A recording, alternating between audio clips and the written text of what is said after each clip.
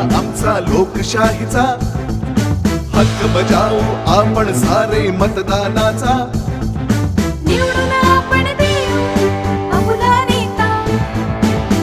प्रिय आई बाबा, साष्टांग नमस्कार.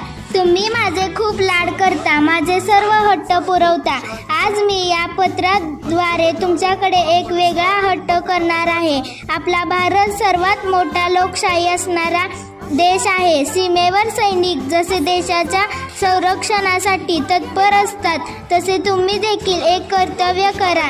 येत्या 20 नोव्हेंबर 2024 वार बुधवार रोजी मतदान करा. माझ्या भविष्यासाठी मतदान करा. चला करू मतदान, चला करू मतदान. आई बाबा माझा